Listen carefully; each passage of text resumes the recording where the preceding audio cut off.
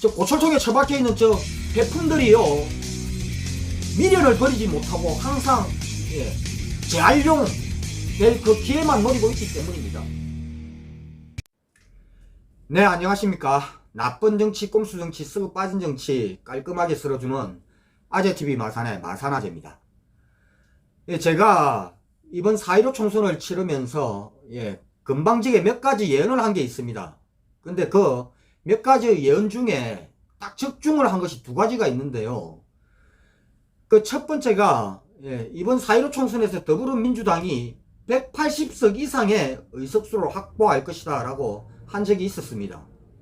그런데 정확하게 더불어민주당과 더불어시민당 합쳐서 180석, 그리고 열린민주당까지 하면 183석이 되었죠. 소 뒷걸음질 치다가 지를 잡았습니다. 네, 그리고 두 번째가 이 미래통합당은 이번 총선에서 패배를 하고 나면은 분명히 부정선거를 들고 나올 것이다 라고 예언을 한 적이 있습니다. 아니나 다를까 지금 민경욱을 필두로 해서 이 보수 유튜버들이 지금 부정선거 여론을 지금 조작을 해 나가고 있습니다. 이건 역시도요, 소 뒷걸음질 치다가 어쩌다 보니 맞추게 되었습니다. 네, 그래서 오늘도 또 한 번의 예언을 한번 해보도록 하겠습니다. 바로 대한민국 제1야당인 미래통합당에 대한 이야기인데요. 현재 미래통합당의 모습에서 찾아볼 수 있는 것 5가지와 전혀 찾아볼 수 없는 것 5가지를 서로 비교를 해보면서 앞으로 이 미래통합당의 모습이 어떻게 될 것인가에 대한 예언을 좀 건방지지만 감히 한번 해보도록 하겠습니다. 네, 현재의 저 미래통합당에서 찾아볼 수 없는 것과 있는 것, 그 첫 번째가요, 바로 없는 것, 황교안이 없어졌죠. 네, 황교안이 이번 4.15 총선에서 집에 가면서 미래통합당에서 없어졌습니다. 그런데 아직도 남아있는 것이 하나 있습니다. 바로 홍준표. 물론 지금 현재 무소속이긴 하지만은 결국에는 아마 미래통합당으로 복당을 할 것입니다. 제가 이 이야기를 왜 하느냐면은 미래통합당에는 인물이 없다라는 것입니다. 결국에는 저들은요, 저 미래통합당, 그러니까 뭐 새누리당부터 해서 저들의 정당이 선거라는 참패를 겪고 나면은 항상 이 고철통에 버려졌던 옛날 이 폐기 정치인들을 다시 불러들입니다. 그러면서 개혁을 한다라고 이야기를 합니다. 역시 이번에도 역시 개혁을 이야기를 하고 있지만은 이미 고철통에 폐기 처분되어야 할 이 홍준표를 다시 갖다 앉힐 것입니다. 그러면서 대선 후보로 아마 내세울 것입니다. 그리고 이 김종인 역시도 마찬가지입니다. 이 김종인이도 이미 폐기 처분되어져서 고철통에 버려진 정치인입니다. 그런데 이 사람을 지금 다시 불러들여서 뭐 선대위원장을 앉힌 것도 모자라서 지금 비대위원장으로 앉히니 안 앉히니 지들끼리 지금 박터지게 싸우고 있습니다. 정말 웃기지 않습니까? 그러면 왜 저들은 뭔가가 고장이 나면은 이 새로운 것을 새 부품을 갖다 끼워서 바꿀 혁신을 할 생각을 못하고 항상 저 고철통에 들어있는 폐 부품들을 만지작 거릴까요? 왜냐?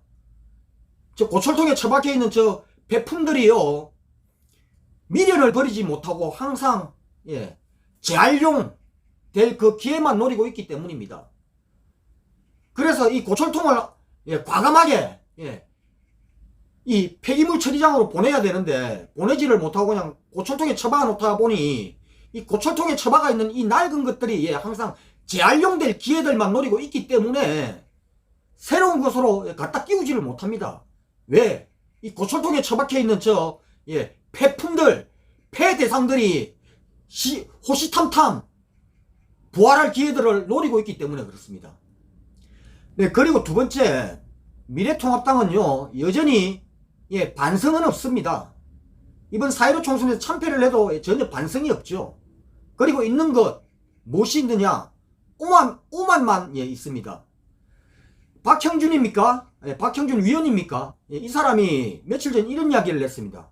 이번 4.15 총선은 미래통합당이 패배한 것이 아니다. 왜? 이번 4.15 총선은 그나마 지난 19대 대선과 그리고 6.13 지방선거에 비해서 미래통합당이 전체 득표율이 높아졌다. 19대 대선과 6.13 총선에 비해서 국민들이 본인들에게 표를 많이 줬다. 그래서 그에 비하면은 이번 4.15 총선은 패한 게 아니다라고 이야기를 했습니다. 아직도 정신 못 차리고 있죠. 네, 그리고 세 번째, 저들에게는 국민은 없습니다. 여전히 국민이 없습니다. 저들에겐. 저들에겐 오로지 저들의 기득권과 저들의 이권만이 있습니다. 그래서 지금 비대위를 할 것이냐 아니면 정당대회를 할 것이냐, 지금 저들끼리 지금 이번 선거에서 패배했는데도 불구하고 치고받고 싸우고 있는 이유가 이권 다툼을 여전히 지금 하고 있는 것입니다. 네, 그리고 네 번째, 저 미래통합당은요, 저 미래통합당이라는 이름에 걸맞지 않게 미래는 없습니다. 무엇이 있느냐? 오로지 과거만 있습니다. 과거 지향적입니다.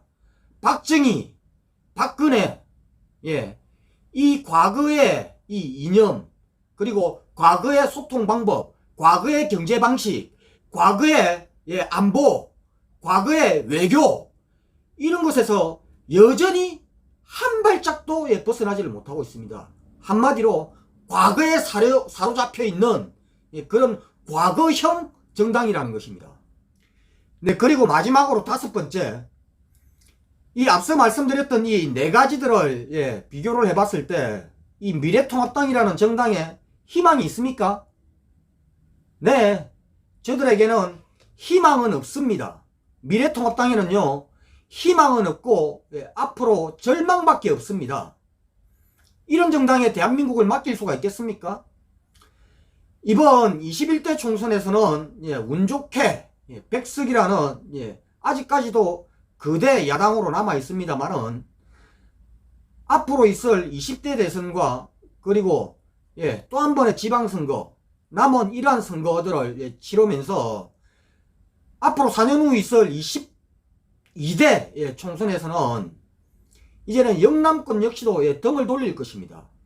영남에 이 60석이라는 이 의석이 없으면은 이 미래통합당은요 벌시로 사라졌을 그런 정당입니다. 근데 영남의 표심도 이제는 바뀌어가고 있습니다. 바뀌어야 하고요.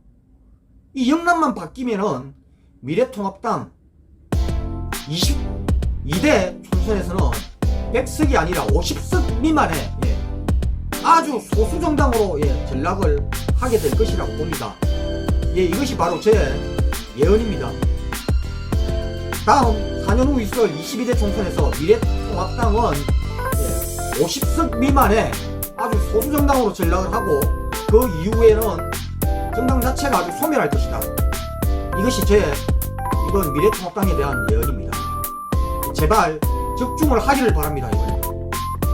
네, 이상 오늘 여기까지 하겠습니다. 구독과 좋아요 알림은 아재에게 아주 큰 힘이 됩니다. 나가시면서 꾹꾹꾹